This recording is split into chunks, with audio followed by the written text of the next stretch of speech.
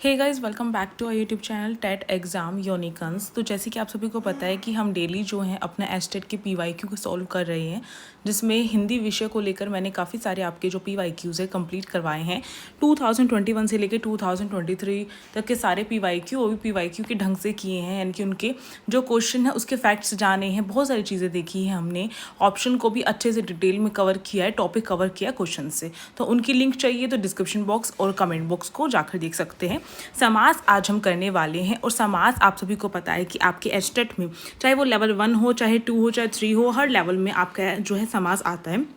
चाहे सीईटी का पेपर हो, उसमें भी आपका समास जो टॉपिक है बहुत इंपॉर्टेंट और पूछा जाता है। आज हम इसको पढ़ेंगे नहीं, बल्कि इस तरीके से पढ़ेंगे कि आपका हर एक क्वेश्चन इससे फंस जाएगा, यानी कि जो भी क्वेश्चन समास का आएगा आप उसको सॉल्व करके ज़रूर आएंगे। समास क्या होता है, सबसे पहले बात यही समझ लेते हैं। जैसे कि मैंने कहा कि आपने क्या खाया, तो आप कहेंगे दाल रोटी। तो आपने दाल और रोटी ना बोलकर क्या बोल दिया, दाल रोटी। दाल और रोटी को हमने संक्षिप्त कर दिया, छोटा कर दिया, दाल रोटी बोल दिया, है ना। तो दाल चावल भी इस तरीके से बोल सकते हैं। राजा रानी बोल देते, राजा और रानी नहीं बोलते। माता पिता बोल देते, माता और पिता नहीं बोलते, है ना, इस तरीके से। या फिर कर्ण फूल बोल देते हैं, ये नहीं बोलते कि कर्ण के लिए फूल, है ना। हस्त फूल बोल देते हैं, ये नहीं बोलते कि हस्त के लिए फूल, इस तरीके से। यानी हम संक्षिप्त कर रहे हैं, छोटा कर रहे हैं। तो समास का तात्पर्य ही संक्षिप्तीकरण है। दो या दो से अधिक जो शब्द होते हैं उनको मिलाकर जब एक सार्थक शब्द बन जाता है तो उसको क्या बोला जाता है, समास बोला जाता है। नॉर्मली डेफिनेशन से आपको ध्यान रखिएगा कि आपके मतलब ऑप्शन में पूछा जा सकता है कि समास का अर्थ क्या है, इस तरीके से। इसके बाद आपको ध्यान रखना है कि इस विधि से बने शब्द को हम क्या बोलते हैं, समस्त पद भी बोलते हैं, ये भी ध्यान रखना है। अब जो समास विग्रह वो क्या होता है, जब समस्त पद को हम जब अलग कर देते हैं तो वो आपका समास विग्रह होगा। जैसे मैंने बोला था अभी माता पिता, तो जो माता पिता है उसका अगर मैं समास विग्रह करूँगी, ये समस्त पद है, इसका जब मैंने विग्रह किया तो माता और पिता मैंने इसको कर दिया। तो ये जो है आप समझ सकते हैं कि ये हो जाएगा हमारा समास विग्रह, और ये है समस्त पद, ये यानी कि संक्षिप्तीकरण करके हमने एक सार्थक शब्द बनाया है। अब समास के प्रकार को लेकर कई चीज़ें जो हैं आपको डाउट में रहती है, हर एक डाउट को क्लियर करेंगे। जो समास है अगर देखें तो 6 प्रकार की होती है, जो मैंने यहाँ पे लिखे हुए हैं। पर आपको ध्यान रखना है, हिंदी में जब पूछा जाए कि समास के कितने प्रकार हैं, तो समास के 4 प्रकार होते हैं। 4 प्रकार किस तरीके से होते हैं, आपको ध्यान रखना है कि हमारा जो तत्पुरुष समास होता है उसी के अंदर हमारा द्विगु भी आ जाता है, और उसी के अंदर हमारा कर्मधारय समास भी आ जाता है। ये चीज़ ध्यान रखनी। तत्पुरुष समास का ही पार्ट क्या है, द्विगु और कर्मधारय है। अब यहाँ पर किस आधार पर इसको हम इस प्रकार रख रहे हैं, जो पद की प्रधानता है उसके आधार पर जो 4 प्रकार है समास के रहते हैं, पद की प्रधानता के आधार पर।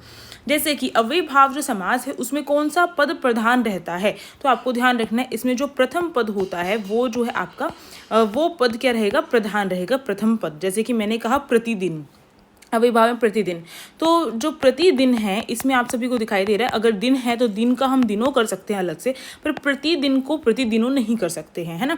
तो इसमें जो है प्रति शब्द जुड़कर इसका जो अर्थ है वो भी हम एक तरीके से कह सकते हैं, इसमें जो हम चेंज नहीं कर पा रहे हैं ना। और किसकी प्रधानता दिखाई दे रही है, किसकी वजह से असर दिखाई दे रहा है, प्रति की वजह से असर दिखाई दे रहा है। तो प्रथम पद प्रधान रहता है अव्ययीभाव समास में। अव्यय शब्द का अर्थ ही होता है कि लिंग वचन काल कारक के आधार पर जिस शब्द में परिवर्तन ना हो वो अव्यय शब्द होते हैं।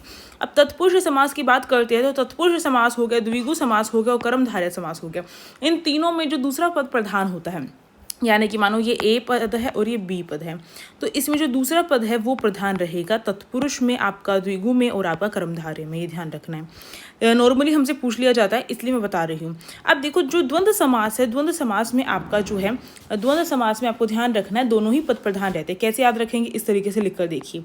द्वंद्व को हम इस तरीके से भी लिखते हैं, तो इसमें एक ये और एक ये रिपीट होता हुआ हमें दिखाई दे रहा है, ये दोनों शब्द एक जैसे दिखाई दे रहे हैं, रिपीट होते हुए दिखाई दे रहे हैं। तो इस तरीके से ध्यान रखना है दोनों ही पद प्रधान हैं, ठीक है। तो द्वंद्व में दोनों ही पद प्रधान रहते हैं। बहुव्रीहि में जो है कोई अलग से कोई पद जो है प्रधान रहेगा, ना तो ए रहेगा ना ही बी रहेगा, कुछ अलग ही, यानी कि कोई सी जो होगा वो पद प्रधान रहेगा। अन्य पद की प्रधानता बहुव्रीहि समास में होती है। जैसे कि जो अर्थ है, अर्थ के आधार पर भी हम समास नहीं बता सकते बहुव्रीहि में, हमें जो है उसका देखना है कि वो और कहाँ यूज होता है, यानी प्रयोज्य शब्द हो गए या कुछ अलग अर्थ प्रदान करने वाला शब्द हो गया, वो बहुव्रीहि समास में आता है। अब एक एक करके अच्छे तरीके से देख लेते हैं। एग्जाम के दृष्टिकोण से हम देखेंगे, आपका जो एग्जाम है उसमें आप एक भी प्रश्न इसको लेकर खराब नहीं करके आएंगे। ये मेरी गारंटी है। अव्ययीभाव समास जो है, जैसे मैंने कहा, इसमें दोनों पदों में से जो पहले वाला पद होता है, प्रथम पद की प्रधानता अव्ययीभाव समास में रहती है। तो पहले वाले जो शब्द है वो क्या होगा, अव्यय होगा, कोई ना कोई अव्यय शब्द होगा जिसको लगने के बाद जो है वो खुद जो शब्द के आगे जिसके लगा है वो जो है क्या रहेगा, वो अव्ययकारी हो जाएगा, यानी कि वो बदलाव नहीं करेगा। इस तरीके से आपको समझना है। यही डेफिनेशन से ज़्यादा नहीं जाना है। इसमें हमें क्या चीज़ें ध्यान रखनी होती है, अव्ययीभाव को पहचानने के लिए आपको ध्यान रखना है आ, यथा, हर, जैसे हर रोज हो गया, भर पेट हो गया, पेट के आगे भर लगा हुआ है ना, हाथों हाथ, रिपीटेशन होती है इसमें, हाथों हाथ, दिनों दिन, रातों रात, इस तरीके से रिपीटेशन वाले शब्द भी इसमें आते हैं, जैसे रातों रात है ना। तो एक तो रिपीटेशन वाले जो शब्द जहाँ पर आ रहे हैं जिसमें ओ की मात्रा जुड़ के जो रिपीट हो रहा है, हाथों हाथ, रातों रात, दिनों दिन, इस तरीके से। एक आपका जो है आ हो गया, यथा हो गया, भर हो गया, हर हो गया, ये जो है ये कुछ ऐसे शब्द है जो अव्यय भाव में क्या होते हैं, सामने लगकर क्या करते हैं, उनको बदल देते हैं। तो इनको पहचानने की ट्रिक यही है, आपको ध्यान रखना है। जहाँ पर आ लगा हो, जैसे जीवन के आगे आ लगा है, ठीक, इस तरीके से, या फिर इस तरीके से मिल सकता है, एक और एक। अब इसको देखकर बहुत सारे सोच लेते हैं कि ये क्या हो जाएगा, ये हमारा जो है आपका बहुत सारे सोच लेते हैं कि ये जो है आपका, जैसे कि माता पिता वगैरह में था तो उसमें जो है ये लगता है चिन्ह, तो उसको लेकर हम कुछ दूसरा समास सोचने की कोशिश करते हैं, पर ये जो है आपका रिपीटेशन यहाँ पर हो रही है, रिपीटेशन की वजह से ये आपका जो है अव्ययीभाव समास में ही आएगा। जैसे कि मरणोपरांत हो गया आपका, मरणोपरांत, ये भी आपका जो है क्या रहेगा, इसमें जो है आपका ये उपरांत जो लगकर जो है इस शब्द को चेंज कर रहा है। जैसे योग्यता अनुसार हो गया, लाभार्थ, वैसे मोस्टली पूछे जाते हैं, जीवन भर हो गया, तो आजीवन हो गया, यथा लगकर शब्द आते हैं, यथा वाले जितने भी शब्द हैं वो आपके क्या रहेंगे, अव्ययभाव में आ जाएंगे। ये सारे शब्द आपको दिखाई दे रहे हैं, जैसे यथा सामर्थ्य हो गया, यथा शक्ति है, यथा विधि है, यथा कर्म है, तो इनसे ही आपके प्रश्न पूछे जाते हैं, तो ये अव्ययभाव समास के अंतर्गत रहेंगे। इनकी पहचानने की यही चीज़ थी। पहले, पहल जैसे हो गया, तो ये सारे शब्द जो है अव्ययभाव में आएंगे। दूसरा आपका तत्पुरुष समास। तत्पुरुष जो समास है उसमें जो है उत्तर पद प्रधान रहता है। उत्तर पद का मतलब है दूसरा पद जो है प्रधान रहता है। मैंने बताया था जो तत्पुरुष समास है उसी के अंदर आपके कर्मधारय और आपका जो द्विगु है वो आता है। कर्मधारय और द्विगु जो है उसी के अंदर आपका आता है, और इन दोनों में भी आपका दूसरा पद प्रधान रहता है, यानी कि उत्तर पद प्रधान रहता है। तो ये चीज़ आपको ध्यान रखनी है। या फिर पूर्व पद जो है, पूर्व पद इसमें प्रधान नहीं रहता है, ये चीज़ आपको कान खोल के समझ लेनी, यानी कि पहले वाला पद प्रधान नहीं रहता। अव्ययभाव में पूर्व पद प्रधान था पर यहाँ पर नहीं है, ठीक है। तो ये चीज़ आपको ध्यान रखना है। अब चलते हैं तत्पुरुष समास में क्या है, आपको ध्यान रखना, तत्पुरुष समास के जो पार्ट हैं वो करके पूछे जाते हैं। जैसे कि ये जितने पार्ट हैं इनको लेकर प्रश्न पूछा जाता है। नॉर्मली तत्पुरुष समास पूछने के बजाय अब आपका जो क्वेश्चन पेपर है उसमें जैसे कर्म तत्पुरुष, करण तत्पुरुष, संप्रदान तत्पुरुष हो गया, अपादान तत्पुरुष, संबंध तत्पुरुष और अधिकरण तत्पुरुष, जो हमारा कारक होते हैं, कारक चिन्ह, उसी से इनकी पहचान की जाती है। कारक चिन्ह में आपके जो है कर्ता ने कर्ता वाला छोड़ देना और लास्ट वाला छोड़ देना, उसके बीच के जितने हैं, जैसे कर्ता नहीं होता फिर कर्म को करण से या फिर के द्वारा, ठीक है, के द्वारा, संप्रदान के लिए, है ना, संप्रदान के लिए, आपादान से संबंध काके की, ये बस आपको ये ध्यान रखना है, काके की, और अधिकरण में पर, ये जो है इनकी विभक्ति चिन्ह है। जब कोई भी समस्त पद जो है, यानी कि जो समास दे रखा है, जो पद दे रखा है हमें, समास का दे रखा है, जैसे कि ये दे रखा है हमें तुलसीकृत, है ना, जब इसका विग्रह करने पर इनमें से किसी चिन्ह का प्रयोग हो रहा है वहाँ पर, तो वो चिन्ह पहचानना है। उस चिन्ह के आधार पर अगर नॉर्मली पूछा जाता है कौन सा समास है, तत्पुरुष ऑप्शन दे रखा तो करेक्ट है। पर अगर आपका तत्पुरुष के भी अंदर का कुछ पूछ रखा है तो हमें फिर देखना पड़ेगा। जैसे कि तुलसीदास कृत, तुलसीदास मतलब तुलसीदास द्वारा कृत, तुलसीदास द्वारा रचित, तो द्वारा आया है। द्वारा जो है आपका किस में आता है, वो आपका जो है करण तत्पुरुष के अंदर आ रहा है, तुलसी दास के द्वारा कृत, है ना, इस तरीके से भी कर सकते हैं। तो ये करण तत्पुरुष जो समास है वो हो जाएगा। आप इस तरीके से आपको समझना है। आगे बढ़ते हैं, आगे देखते हैं जो कर्म तत्पुरुष है उसको लेकर कुछ उदाहरण देख लेते हैं। इसमें को जो आपका चिन्ह रहेगा, विभक्ति चिन्ह, जिसमें समास का विग्रह करते समय अगर हमारा जो को चिन्ह आ रहा है तो आपका कर्म तत्पुरुष होगा। जैसे कि बस चालक, बस को चलाने वाला बस चालक कहलाता है ना। गगन चुंबी, गगन को चूमने वाला गगन चुंबी, है ना। इस तरीके से। अब आगे बढ़ते हैं, यहाँ पे को आपको दिखाई दिया, यहाँ पे भी दिखाई दिया, इसलिए ये कर्म तत्पुरुष हो गया। आगे देखते हैं करण तत्पुरुष समास। करण तत्पुरुष समास जैसे कि से हो गया, के द्वारा हो गया, इसमें ये विभक्ति चिन्ह जो है इनका लोप होकर हम क्या कर देते हैं, इनको मतलब कि जैसे कि यहाँ पर था बस चालक, इनका लोप कर दिया हमने और इसका एक ऐसा सार्थक शब्द बना दिया था, है ना। पर अगर इसको तोड़ के देखेंगे तो इसमें विभक्ति चिन्ह लगेगा हमारा, है ना। अब देखो जैसे कि मंदांध, मंदांध जो है या फिर मंद अग्नि जो है, एक शब्द आया था अभी लास्ट का पीवाईक्यू जब मैंने कराया था, मंद अग्नि आया था उसमें एस्टेट में, तो मंद अग्नि थी, मंद है जो अग्नि, है ना, मंद है जो अग्नि। पर उसमें जो है मंद अग्नि जो है उसमें आपका क्या रहेगा, उसमें आपका तत्पुरुष समास नहीं रहेगा। मंद है जो अग्नि यानी कि अग्नि की विशेषता बता रही थी कि वो क्या है, मंदी है, यानी कि वो क्या है, धीमी है। तो धीमी है ये जो है कर्मधारय हो जाता है। जब किसी की विशेषता बताते हैं तो वो कर्मधारय हो जाता है। कर्म से ही आपको ध्यान रखना है, कर्म यानी कि हम जो कर्म कर रहे हैं हमारी विशेषता है ना, इस तरीके से हमें ध्यान रखना है। अब देखो जैसे कि मंदांध, मंद से अंध, रेखांकित, रेखा द्वारा अंकित, है ना। तो ये चीज़ इसका विग्रह करके देखेंगे जब पता चलता है हमें। जैसे कि संप्रदान तत्पुरुष समास है, जैसे संप्रदान जो होता के लिए जो है, इस विभक्ति जो है जब हम समास विग्रह करेंगे तो के लिए आएगा। हथकड़ी, हाथ के लिए कड़ी, कड़ी के लिए हाथ नहीं होगा, हाथ के लिए कड़ी होगी, हाथ में पहनाने के लिए कड़ी होती है हथकड़ी, है ना। तो इस तरीके से जैसे कि कर्णफूल, कर्ण के लिए फूल, ठीक है, इस तरीके से आपको ध्यान रखना है। नर बलि, नर की बलि होगी, ये चीज़ ध्यान रखनी है। नर बलि, नर के लिए बलि नहीं होगी, जब हम समास का विग्रह करेंगे तो नर के लिए बलि नहीं, नर की बलि होगी। ऐसा क्यों हुआ, क्योंकि यहाँ पर देखो ये जो नर है इसी के लिए तो हम बलि चढ़ा रहे हैं ना, है ना, नर के लिए बलि। तो इसमें जो है संबंध आपका आ जाएगा काके की संबंध में होता है। जैसे कि काक बलि, काक के लिए बलि जो है संप्रदान हो जाएगा आपका, ठीक है। इस तरीके स्वर्ण फूल, स्वर्ण से बना फूल, इनके हमें जो है विग्रह सही करने पड़ते हैं, थोड़ा सा डिफिकल्टी में बस यही वाला हमारा समास रहते हैं। स्वर्ण फूल, स्वर्ण के, स्वर्ण से बना फूल यानी कि सोने से, स्वर्ण से बना फूल, स्वर्ण, स्वर्ण के लिए फूल नहीं, सोने के लिए कोई फूल नहीं है, स्वर्ण से बना फूल। हमें देखना है कि जब हम इसका समास का विग्रह कर रहे हैं तो क्या वो सार्थक भी है या नहीं है, इस तरीके से हमें देखना पड़ेगा, है ना। तो ये चीज़ रहेगी इसमें। तो इसमें जो है आपका से बना, से जो है आपका किस में आता है, कर्ता ने करण से, है ना, तो करण में आएगा करण तत्पुरुष। आपादान, से का लोप हो जाता है ना, आपादान, जैसे कुछ चीज़ अलग हो रही है। पथ भ्रष्ट, पथ से भ्रष्ट, ऋण मुक्त, ऋण से मुक्त, इस तरीके से। संबंध में काके की आता है तो घुड़ जो घुड़दौड़, घोड़ों की दौड़ हो गया, है ना, की आ गया। पूंजीपति, पूंजी का जो पति होगा, है ना। अधिकरण तत्पुरुष समास क्या रहेगा, उसमें में और पर जो है हमें पहचानना है। जब इसको हम समास का विग्रह करेंगे तो में और पर लग हो रहा है तो अधिकरण तत्पुरुष होगा, जैसे ऊपर भी एग्जाम्पल हमने देखा था। शरणागत, शरण में आगत, आत्मविश्वास, आत्मा पर विश्वास, इस तरीके से। आगे बढ़ते हैं कर्मधारय समास देखते हैं। कर्मधारय समास से भी काफ़ी प्रश्न पूछे जाते हैं, तो ये क्या है, इसमें हमें पता रहना चाहिए। कर्मधारय जो है इसमें भी दूसरा पद ही प्रधान हमारा होता है। कर्मधारय में आपको कर्म से ध्यान रखना है कि हमारा कर्म से ही हमारी विशेषता जो है सामने आती है।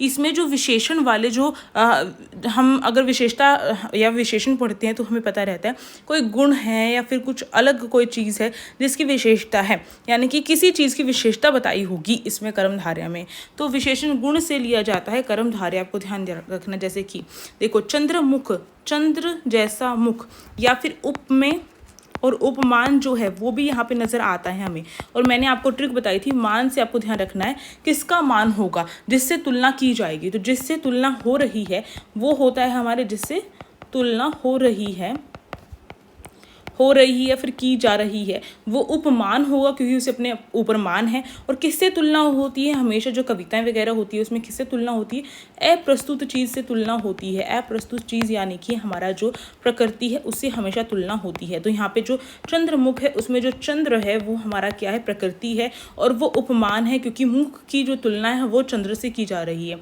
और मैं से मैंने कहा था, मैं से आपको ये ध्यान रखना है, मैं यानी कि मैं, और मैं जो हूँ एक प्रस्तुत चीज़ हूँ, यानी कि मैं जो हूँ एक प्रस्तुत चीज़ हूँ, मनुष्य हूँ, या फिर मनुष्य जो जाति है उसकी तुलना की जा रही है ना। तो जैसे चंद्र जैसा मुख, तो ये आपको दिखाई दे रहा है चंद्र जैसा मुख जो है हमारा, जो है मुख की तुलना किससे की गई है, चंद्र से की गई है। तो तुलना की जा रही है, फिर उसकी गुण दिखाए जा रहे हैं, तो हमारा कर्मधारय समास आएगा। जो कमल नयन, कमल नयन, कमल के समान नयन, है ना, तो नैन आँखों की तुलना कमल जैसी कर दी गई है ना, कमल के समान बता दिया गया। देहलता देह रूपी लता, तो लता को किस तरीके से बताया गया, देह रूपी बता दिया गया। दही वड़ा हम जो खाते हैं, दही में डूबा वड़ा, ठीक है। तो जो वड़ा है वो कैसा है, वो दही में डूबा हुआ है, उसकी विशेषता बता रखी है कि वड़ा जो है ये वड़ा कैसा है, ये दही में डूबा हुआ वड़ा है, इसकी विशेषता है। नील कमल है ना, आप नॉर्मली इसका समास विग्रह भी ना करें तो देखिए दही वड़ा, वड़ा कैसा है, दही में डूबा हुआ है, इसकी विशेषता बता रखी है। हर वड़े जो होते हैं ऐसे भी होते हैं जो दही में डूबे हुए ना हो, पर ये वाला वड़ा तो दही में डूबा हुआ है ना, तो ये इसकी विशेषता है।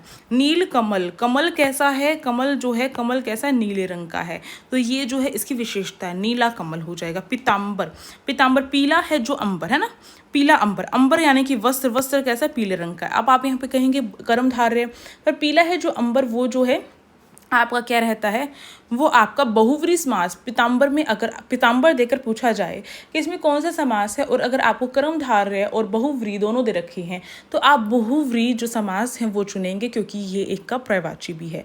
तो जहाँ पर पर्यायवाची की प्रधानता ज़्यादा रहेगी, जहाँ पर पर्यायवाची शब्द जो है वो दे रखा है, और फिर वहाँ पर आपका बहुव्रीहि समास का ऑप्शन भी दे रखा है, तो बहुव्रीहि समास ऊपर रहता है, उसी को टिक करके आना होता है, ठीक है।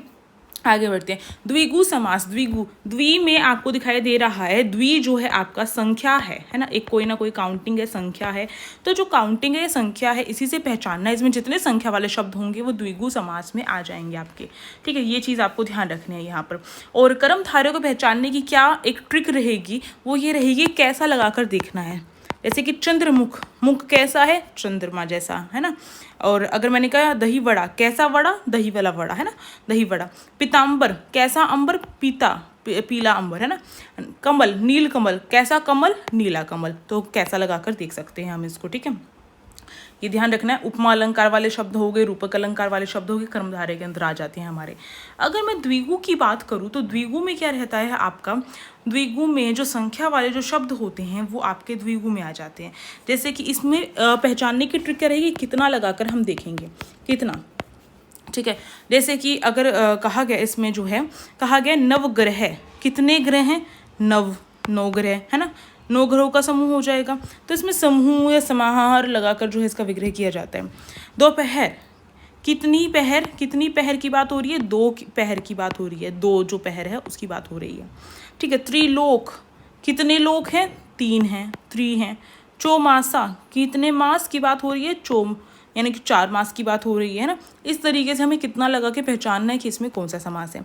आगे चलते हैं, द्वंद्व समास की बात करते हैं। द्वंद्व समास में दोनों पद प्रधान रहते हैं, द्वंद्व को लिखा भी इस तरीके से जाता है, देखो ये रहा और ये रहा, 2 बारी रिपीट हो रहा है, तो आपको ध्यान रखना है दोनों जो पद हैं वो आप दोनों पद जो हैं आपको ध्यान रखने हैं कि इसमें क्या रहेगा कि दोनों जो पद हैं वो आपके इस तरीके से दिखाई देंगे, 2 पद दिखाई देंगे आपको खुद ही खुद, जैसे कि सीता और राम, 2 अलग अलग जो चीज़ हैं वो एक साथ लिखी हुई दिखाई दे रखी है। और इसमें एक जो ये आपका जो होता है चिन्ह, ये जो चिन्ह होता है योजक चिन्ह, ये जो है आपका ये भी शो होता है, माता और पिता, पाप और पुण्य, इस तरीके से और लगाकर इसका विग्रह किया जाता है।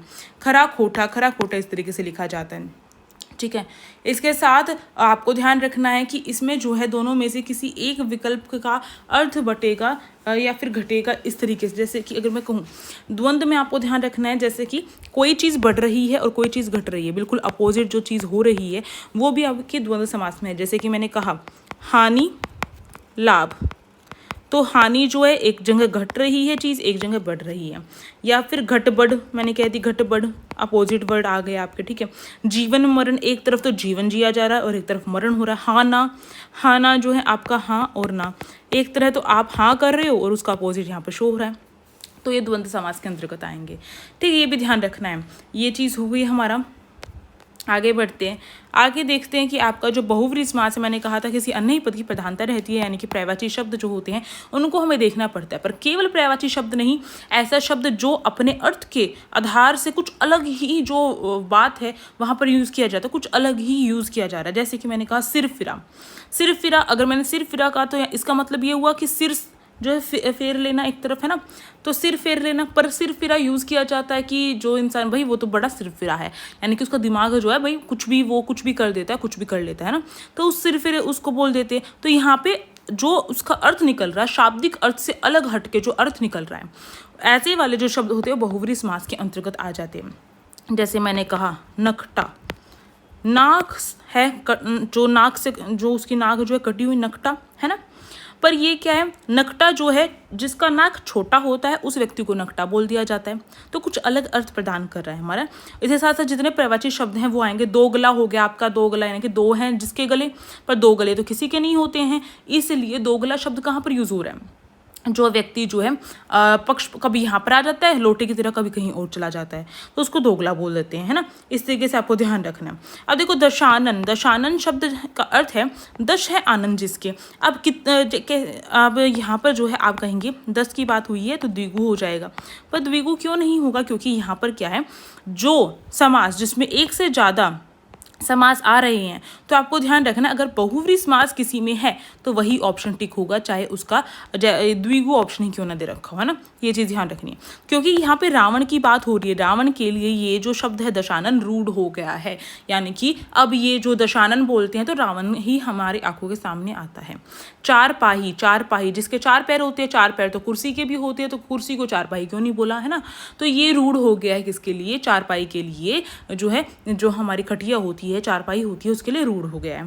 तो इस तरीके ध्यान रखना। नीलकंठ, नीला है जो कंठ है ना, नीलकंठ, कंठ कैसा नीला है, पर नील जो कंठ है वो आपका जो है किस में नहीं आएगा, वो आपका जो हमने अभी ऊपर पढ़ा था क्या कर्मधारय, उसमें नहीं आएगा। क्योंकि नीलकंठ जो है शिव जी के लिए रूढ़ हो चुका है, प्रवाची है इसका। पीताम्बर जैसे मैंने कहा था, पीला है जो अंबर, वो आपका अगर बहुव्रीहि समास नहीं देते हैं तो आपका कर्मधारय जो ऑप्शन होगा करेक्ट होगा, पर अगर बहुव्रीहि समास दिया है तो आपका बहुव्रीहि समास ही करेक्ट होगा, क्योंकि कृष्ण के लिए रूढ़ हो गया। चलिए फटाफट से कुछ क्वेश्चन कर लेते हैं समास के अभ्यास के लिए। तो पहला प्रश्न हम सभी के सामने है कि समास में शब्दों के मध्य में संयोजक शब्द का लोप हो जाता है, संयोजक जो शब्द है उसका लोप हो जाता है। तो हमें पता है संयोजक इस तरीके से जो होते हैं, वो जो संयोजक शब्द हैं उनका लोप कहाँ पर होता है, द्विगु में होता है, तत्पुरुष में होता है, द्वंद्व में होता है, किस में होता है, तो आप कहेंगे द्वंद्व में, क्योंकि जैसे हमने देखा था माता पिता, है ना, तो इसमें ये जो संयोजक है चिन्ह है इसी का लोप हो रहा है ना, तो संयोजक शब्द यानी कि और से जुड़ा हुआ शब्द है माता और पिता, तो और का लोप हो रहा है ना, तो ये द्वंद्व हो जाएगा। आगे बढ़ते हैं।